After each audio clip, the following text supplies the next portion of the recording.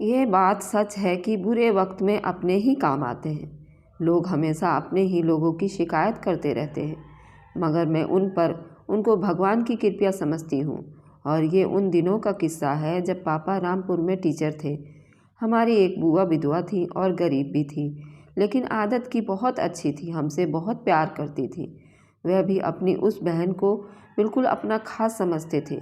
पापा की तनख्वाह ज़्यादा नहीं थी, मगर वह घर वालों को खुश रखने का फन जानते थे।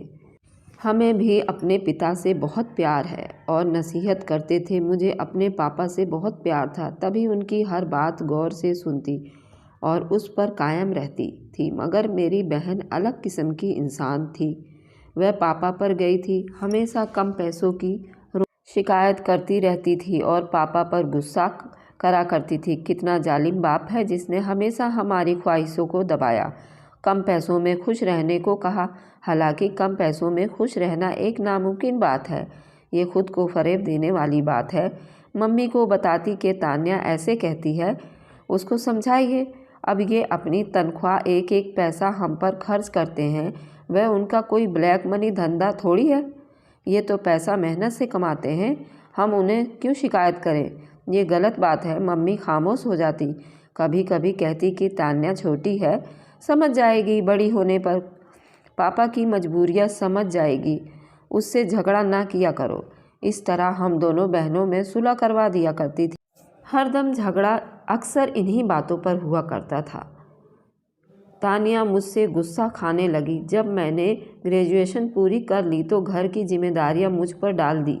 मम्मी ने एक रोज़ चाय बनाकर पापा को देने जा रही थी कि बातें करने की आवाज़ पर रह गई। मम्मी और दादी से कह रही थी कि रीना का रिश्ता तय हो जाए तो मंगनी कर देंगे, रवि आता है तो बात करते हैं। दादी ने जवाब दिया। मैंने सोचा कि पापा शायद अपनी बहन से मशवरा ज़रूरी समझते हैं। मेरी बुआ का नाम शबनम था। मेरी मम्मी पापा की लव मैरिज हुई थी।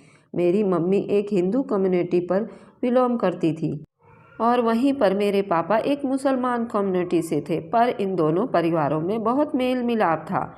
अभी मैं चाय की ट्रे हाथ में ही पकड़कर दरवाजे पर खड़ी थी कि मम्मी जान गई कि तुम भी यहाँ खड़ी हो, अंदर जाकर चाय ठंडी हो जाएगी। तभी मैं जल्दी से दादी के कमरे में चली गई।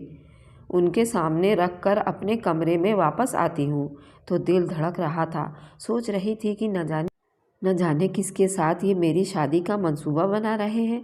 रात भर इन्हीं सोच में घूमती रही। कॉलेज गई तो वहाँ भी यही सोच कर दिमाग हावी कर रहा था। न जाने कौन होगा, किसके पल्ले बांध रहे हैं। ये मुझे कॉलेज से ही लौटी शायद बुआ आई हुई थी। समझ गई कि आज फिर मेरी शादी के मसले पर तीनों बैठकर बातें करेंगे। सोचा कि छुपकर उनकी बातें सुनूं ताकि कुछ पता चले मेरी किस्मत का फैसला किसके साथ किया जा रहा था।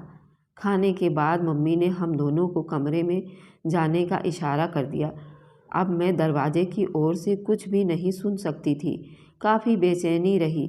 किचन से मम्मी की बर्तन उठाने की आवाज़ आई तो पानी लेने के बहाने वहाँ चली गई। फिर मैंने अपनी माँ के तरफ देखा तो मम्मी का चेहरा गुस्से से लाल हो रहा था। इतने में दादी की आवाज़ आई, वह मुझे पुकार रही थी। धड़कते दिल से गई तो मुझे देखकर बुआ खड़ी हो गई और गले से लगा लिया। फिर 500 का नोट निकाल कर मेरे हाथ में थमा दिया।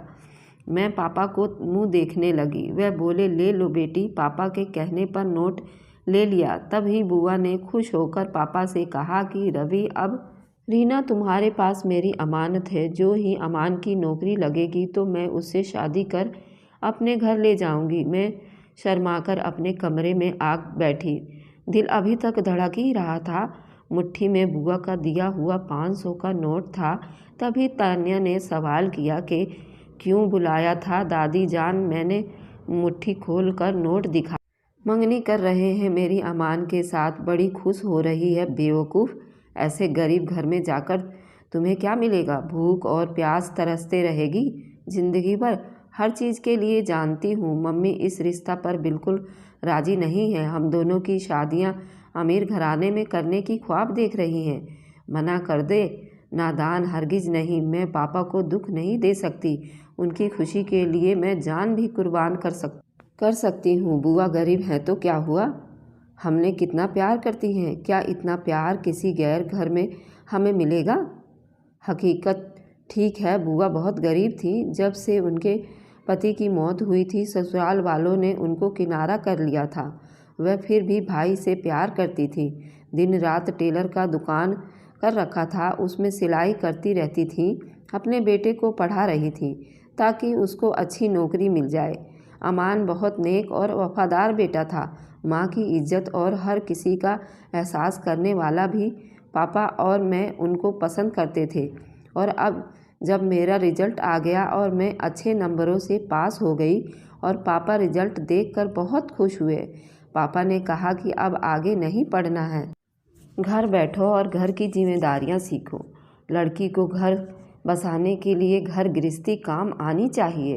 एक रोज़ पापा ने बुआ की दावत की और खाने के बाद राय मशवरा करने लगी। अमान और रीना की मंगनी किस दिन करनी है। आज अमान भी साथ आया था और वह चोरी चोरी निगाहों से मुझे देख रहा था। पापा ने बताया कि मेरी बेटी ने ग्रेजुएशन में अच्छे नंबरों से पास किया है। बुआ ने मुबारकबाद दी। रीना बताओ, उस खुशी में तुम्हें क्या तोहफा दूँ। बुआ ने पूछा तो मैंने बोल दिया कि मुझे आगे पढ़ना है। मैंने बिगड़ सोचे समझे बेधड़क मैंने बोल दिया। फिर पापा थोड़ी सख्ते बाद में बोले कि अब ज़्यादा नहीं पढ़ना है, अब घर गृहस्थी के काम सीखो। लेकिन पापा ने मेरे कान में धीरे से कहा कि तुम ज़रूर पढ़ो कि मैं देख लूँगा, कौन रोकता है। उस रोज़ मेरी मंगनी का रस्म का दिन भी ख़त्म हो गया। मंगनी वाले दिन ज़्यादा लोगों की दावत नहीं किया गया। सिर्फ पापा ने पुराने दोस्त और अंकल को दावत दी थी। उनके बारे में पापा कहा करते थे, वाजिद मेरा दोस्त है जो मेरे सुख दुख का साथी है और हर मुश्किल में मेरे काम आने वाला है। मेरे पापा अपने दोस्त पर बहुत भरोसा करते थे। वाजिद एक प्राइवेट स्कूल था और वह छोटे बच्चों को पढ़ाया करते थे। उन्होंने ही पापा साहब को हमें पढ़ाने पर राज़ी किया था और हमें खुशियों भरे घर जी रहे थे। एक रोज़ पापा साहब ड्यूटी पर थे कि अचानक फ़ोन पर खबर दी गई कि पापा ड्यूटी पर थे, उनका हादसा हो गया है। 2 ट्रेनें आपस में टकरा गई थी, उसी में उनकी जान चली गई। सलाम का जवाब नहीं दिया और आगे बढ़ गई। न जाने ऐसी बात हो गई थी कि मेरे से इतने फासले पर हो गई थी। मैंने मम्मी से पूछा तो उन्होंने जवाब दिया कि मैं आज मंगनी तोड़ने का ऐलान करेगी। अब हमने उसका क्या करना है। जब उसका भाई नहीं रहा इस दुनिया में, उसकी मोहब्बत सिर्फ भाई तक थी। अब भाई नहीं रहा था, वह हमसे क्यों नाता रखेगी। अब किसी और अमीर घराने का रिश्ता चाहती होगी। अमान की नौकरी हो गई है। अम्मी की बात सुनकर मुझे बहुत दुख हुआ। मम्मी को याद करके मैं रोने लगी। आंसू भी कब तक साथ देते। आखिर अपना दिल मजबूत कर लिया। घर का भार मेरे कंधों पर ही था। अपनी जिम्मेदारियां निभाती थी। पापा के मृत्यु के बाद मैंने 5 साल स्कूल में नौकरी की। मेरे घर के हालात सुधर गए। मम्मी को मेरी शादी की फिक्र सताने लगी। उन्हीं दिनों स्कूल में साल का फंक्शन हुआ और एक साहब चीफ गेस्ट हमारे स्कूल में आए और एक कम उम्र बिजनेसमैन थे। हैंडसम मास्टर साहब ने तमाम आदमियों से मेरी मुलाकात करवाई और उनके हाथ से इनाम दिलवाए और फिर उस दिन स्कूल की छुट्टी हो गई। कुछ दिनों बाद वाजिद अंकल नासिर और उनकी पत्नी ने मम्मी को बताया कि आपकी बेटी रीना के लिए एक अमीर घराने से रिश्ता आया है। ये रिश्ता उन्होंने चीफ गेस्ट का है जो कम उम्र में बिजनेसमैन थे। उन्होंने अपने पापा से मेरा जिक्र किया। उनके घरवाले नासिर अंकल के पास मेरी शादी के बारे में गए थे। बेटियों की तो शादी करनी ही होती है, एक ना एक दिन वाजिद अंकल के बेटे से मेरी शादी तय हो गई। वाकई में वे लोग बहुत अच्छे थे और अमीर भी थे, मगर गुरूर नाम का कोई चीज़ नहीं था उनके अंदर। वे लोग दौलत के बजाय शराफत पर यकीन रखते थे। दिल में अमान का खोने का दुख तो था ही, लेकिन जब पति अच्छा मिला तो हर बात भुला दी, क्योंकि मैंने उसके साथ सिर्फ मंगनी हुई थी। ना हम कभी उससे बात करी थी और ना मैं उससे कभी मिली थी। बुआ हम लोगों से बहुत मोहब्बत करती थी। तो हम भी उनसे मोहब्बत करते थे। ससुराल में मेरी सास, एक ननद और एक ही देवर था। शादीशुदा थी। मेरी शादी के बाद अपने पति के साथ जल्दी चली गई। देवर का नाम अरमान था, मेरे ही उम्र का था और मेरी इज्जत करता था। मैं उससे छोटे भाई जैसा जानती थी। वह भी भाभी के रिश्ते का इज्जत करते हुए हर बात मुझसे शेयर करता था और मुझसे हर काम पूछ कर करता था। जल्दी ही मेरी ननद ने अपनी माँ को अपने घर बुला लिया था। अब घर में मेरे देवर और मैं ही दोनों जने रह गए थे। पति भी बिजनेस के सिलसिले में अक्सर बाहर जाया करते थे। उन्होंने तसल्ली दी थी कि मैं घर में अकेली नहीं हूँ, क्योंकि उनका भाई भी साथ में रहता था। मेरी शादी को 6 महीने गुजर चुके थे। सारे घर की जिम्मेदारी मुझ पर थी। अकेले मैं जी घबराता था तो देवर से कहती, अरमान अब तुम्हारी भी शादी हो जानी चाहिए। तुम्हारी दुल्हन आएगी तो मेरा हाथ बटाएगी और मेरा जी भी बहल जाएगा। अगर तुम्हें कोई लड़की पसंद हो तो बताओ। एक दिन बोला, भाभी अगर बुरा न मानो तो बता दूं? हाँ हाँ बता दो, मुझे आपकी बहन तानिया पसंद है। आप उसके साथ मेरी शादी करवा दें। मैंने अपने पति को बताया और हम मम्मी के पास अरमान का रिश्ता तानिया के लिए लेने चले गए। कुछ दिनों बाद मैंने अपनी बहन को देवरानी बनाकर ले आई। हमारे घर की खुशियाँ दोबारा लौट आई। मैं खुश थी, मेरी बहन आ गई है। जानती ना थी कि उसके सोच किस तरह की हो जाएगी। परेशानी जल्द ही शुरू हो गया और वजह बनी कि मेरा देवर, जो मेरी बहुत इज्जत करता था, हर मामले में मुझे बहुत पूछताछ करता था। अब ये बात मेरी बहन को बहुत बुरी लगने लगी। वैसे तो हमेशा चुप रहती, मगर अंदर ही अंदर मेरे लिए गुस्सा पालती रहती। जब ये दोनों घूमने को बाहर जाते, अरमान मुझसे यूँ इजाज़त लेता जैसे बेटे माँ से पूछकर कहीं जाता है, और अक्सर मुझे भी कहता, भाभी आप भी हमारे साथ चलो, घर में अकेली क्या करोगी। मुझे नहीं मालूम था कि मेरी बहन चिढ़ती और कुढ़ती रहती है। अंदर ही अंदर अपने पति से लड़ती है कि तुम क्यों बाजी से पूछ कर जाते हो और साथ चलने की जिद करते हो। तुम उसे कबाब में हड्डी क्यों बनाते हो। ये बात कभी मेरे देवर ने नहीं बताई और ऐसी बातें छुपा जाता था कि मुझे दुख न हो। तान्या कैसी, हमारी अपनी ज़िंदगी, हम जहाँ चाहे जाएं। तुम कौन होती हो हम पर हुक्म चलाने वाली। मेरी समझ में अपनी बहन की बातें नहीं आती थी। तान्या ने मम्मी से भी मेरे बारे में उल्टी सीधी बातें की। कहा कि मेरा चाल चलन ठीक नहीं है। मैंने उसके पति को अपने काबू में किया हुआ है। मुझे अंदाज़ा हुआ कि तान्या किसी भी कीमत पर मुझसे जान छुड़ाने के दर पर थी। वह अकेले ही उस घर में राज करना चाहती थी।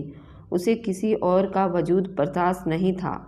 एक रोज़ मैं किचन से निकली तो बहन को अपने कमरे से निकलते देखा। न जाने वह क्या करने गई थी। फिर मैंने सोचा कि मैं अपने पति को फ़ोन करके कहती हूँ कि वह जल्दी घर आ जाएं। मेरी तबीयत ठीक नहीं थी। जब मैंने फ़ोन उठाना चाहा, वह मेरा फ़ोन नहीं था। मैंने बहुत ढूंढा मगर नहीं मिला। तभी तान्या के कमरे में गई। बोली, क्या बात है, क्यों परेशान हो। गर्मी सी महसूस हो रही है, सर दर्द कर रहा है, तबीयत ठीक नहीं है। लो ये ग्लूकोज पी लो, तुम्हारी तबीयत अभी ठीक हो जाएगी। बहन के कहने पर मैंने ग्लूकोज पी लिया। उस वक्त तो कुछ राहत महसूस हुई, लेकिन फिर धीरे धीरे नशा सा हो गया और मुझे नींद आ गई और मैं सो गई। हुआ ये था कि तान्या ने मेरे फ़ोन उठाकर अपने पास रख लिया था, जिससे मेरे पति ने मुझे उसी दिन मैसेज भी किया था कि मैं रात के 10 बजे तक घर आऊँगा, एक पार्टी को डिनर करवाना है। मुझे उसने नशा की गोली मिलाकर ग्लूकोज में पिलाकर सुला दिया और कहा कि बाजी की तबीयत ठीक नहीं है, अभी तक बेहोश पड़ी है, कि अरमान को लगता है कि बाजी को अस्पताल लेकर जाना पड़ेगा। ऐसा करो, तुम उनके पास ठहरो, मैं कपड़े बदल कर आती हूँ और उनको अस्पताल ले जाते हैं। क्या खबर राहत भाई, कब तक घर आए। उनकी एक बिजनेस पार्टी के साथ डील चल रही है, वह डिनर पर गए हैं। अरमान मेरे कमरे में कुर्सी पर बैठ गया और तान्या अपने कमरे में जाने से पहले गेट पर गई। उसने मेरे कमरे का गेट का अंदरूनी लॉक कर दिया और अपने कमरे में जाकर सो गई। कमीनी ने अपने कमरे में जाने से पहले मेरे कमरे का दरवाज़ा भी बाहर से लॉक कर दिया। अरमान ने समझा वैसे ही दरवाज़ा बंद करके गई है। वह कुर्सी पर बैठकर अखबार पढ़ता रहा। इसी वक्त राहत भी घर आ गए। ये कोई रात के 10 बजे का वक्त था। वह सीधे अपने कमरे की तरफ आए जो अब बाहर से नहीं खुल सकता था। जब तक हम अंदर से बटन को दबाते उन्होंने नॉक किया तो अरमान उठकर दरवाज़ा खोल दिया। सामने राहत खड़े थे और अगर आए मैं बिस्तर पर सो रही थी। तभी उन्होंने सवाल किया, अरमान तो मेरे कमरे में इस वक्त क्या कर रहे हो और कमरे में लॉक क्यों किया हुआ था? मैंने कमरा लॉक नहीं किया भाईजान, भाभी की तबीयत ठीक नहीं थी तभी मैं यहाँ बैठा हुआ था क्योंकि तानिया अपना कपड़ा बदलने गई है और हम दोनों अभी भाभी को अस्पताल ले जाने वाले थे। हम समझ रहे थे शायद आप देर से घर आओगे। मैंने फ़ोन पर मैसेज करके अपना सारा प्रोग्राम बता दिया था। किधर है फ़ोन? काट दिया। मेरे सो जाने के बाद मेरा फ़ोन मेज पर रख कर सो गई थी। उन्होंने फ़ोन उठाया और देखूं मैंने रात 10 बजे तक कहाँ था। ठीक टाइम पर आ गया हूँ। तानिया कहाँ है? ये कहकर वह जब तानिया के कमरे में गए तो देखा कि वह अपने बिस्तर पर गहरी नींद में सो रही थी। उसने भी नींद की गोली खा ली थी। उसको सोता देख राहत का पारा चढ़ गया और छोटे भाई से उल्टा सीधा झूठ बोल रहे हो कि तुम्हारी बीवी अस्पताल जाने के लिए तैयार होने गई है, वह तो अपने बिस्तर पर बेखबर सो रही है। आखिर क्या मामला है? कुछ नहीं था, बस जलन का बवाल था। तानिया चाहती थी कि वह राज करे जबकि अरमान का ख्याल था कि राहत बड़ी भाभी है। घर में कोई बुजुर्ग नहीं है तो बड़े भाई और भाभी बुजुर्ग हैं, उनकी इज्जत करनी चाहिए। उसने हर बात पूछकर उनकी जिम्मेदारी होनी चाहिए। पर तानिया इस चीज़ को बिल्कुल भी नहीं समझ पा रही थी। तानिया की सोच शुरू से ही घटिया थी। गरीबों से नफरत, अमीरों को आदर्श बनाना और खुद को घमंड में चूर रखना, इन्हीं तौर तरीकों में खुद को उसने एकदम अपने आप को ढाल दिया था। मैंने अपनी बहन को इसलिए देवरानी बनाकर लाई थी कि वह मेरी हमदर्द और गम में मेरे साथ रहेगी। एक दूसरे के सुख दुख की साथी बनेंगे। राहत और अरमान भी इत्तेफाक से रहेंगे। हमारे बच्चे में मोहब्बत रहेगी। उसने बहुत दूर की बात सोचा तो इतना सोचा कि मैं मायके में भी माँ बाप उसी को मुझ पर हुक्म चलवा देते थे और यहाँ ससुराल में भी उसकी हर बात को पहले माना जाता है। तानिया का रिश्तों का बिल्कुल भी समझ नहीं था। वह मेरी बहुत बड़ी गलती थी कि मैंने उसे अपनी बहन समझकर ले आई थी। वह हर वक्त पति के कान में खिलाफ भरती रहती थी। जब कुछ न बन पड़ा तो ये ड्रामा खोलकर मुझे बीमार जाहिर करके खूब और नींद की दवाई पिलाकर सुला दिया। पति से झूठ बोलकर उसे मेरे कमरे में बिठाया और खुद सो गई। राहत ने हम पर कभी शक नहीं किया था, लेकिन मैं झूठ पर ज़रूर गुस्सा करते थे। उनको झूठ पसंद नहीं था, खुद भी झूठ नहीं बोलते थे और ना झूठ बर्दाश्त करते थे। उस दिन वही समझे कि अरमान उसे कोई झूठी कहानी सुना रहा है, जबकि उसकी बीवी अपने कमरे में सो रही है और मेरी बीवी भी सो रही है। न जाने मेरे कमरे में क्यों मेरा भाई बैठा था और वह भी मेरे कमरे को लॉक करके उनके अहम कागजात चुराने के चक्कर में था या न जाने क्या तलाश कर रहा था। सोती हुई भाभी को बीमार कहकर अस्पताल ले जाने का झूठ किसी वजह से बोला गया था। राहत गुस्से में किसी को कुछ कहे बगैर ही घर से चले गए। रात हुए उन्होंने ऑफिस में सिगरेट पीते हुए गुजार दी। सुबह घर आए मुझसे पूछा कि तुम बीमार थी क्या? मैंने तुम्हें बताया नहीं, सर में थोड़ा सा दर्द था इसलिए सो गई और नींद आ गई। राहत ने तानिया से पूछा, क्या तुम और अरमान रात को अस्पताल ले जाने वाले थे? वह मासूम बनकर बोली, नहीं तो भाईजान, मैं तो अपने वक्त पर सो गई थी। भाभी जी इतनी बीमार तो नहीं थी कि उन्हें अस्पताल ले जाते।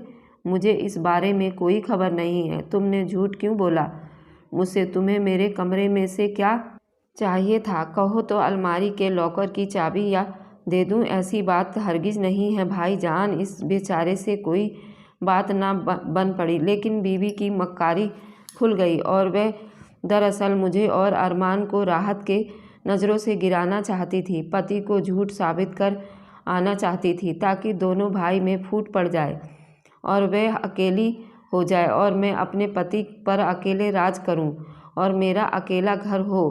जिठानी के रहमो करम पर नहीं रहना चाहती थी। मेरी छोटी बहन अब मेरे देवर के दिल से बिल्कुल उतर चुकी थी। उसने अपनी पत्नी को तलाक दे दिया। उसने गुस्से में उठा लिया था, लेकिन मम्मी को भी इस बात का बहुत दुख हुआ। अब राहत पर भी अब सारी हकीकत खुल चुकी थी। वह जान चुके थे कि उसकी पत्नी ने किस तरह ड्रामा रचाया था, दो भाइयों में फूट डालकर, मगर आज मेरा घर बर्बाद करने के बजाय अपने हाथों से ही अपना घर बर्बाद कर चुकी थी। कुछ अरसे बाद मेरी सास ने मेरे देवर की शादी कहीं और करा दी। मेरी नई देवरानी बहुत अच्छी और अच्छे मिजाज की लड़की थी। वह मेरे साथ बहुत ही खुश रहती है और मैं भी उसके साथ बहुत खुश रहती हूँ। आज मेरी बहन बताती है कि किस तरह उसने अपने ही हाथों से अपना घर उजाड़ दिया और आज मैं सोचती हूँ तो उस बात पर बहुत रोती है कि मैं जलन की आग में जलकर क्या करवा दिया कि मुझे तलाक हो गई। आज हम सब घर में हंसी खुशी रहते हैं। उसकी इस हरकतों की वजह से उसकी दूसरी शादी कहीं नहीं हो पा रही है। सब कहते हैं कि जलन की आग में हंसता खेलता घर बर्बाद कर देती है।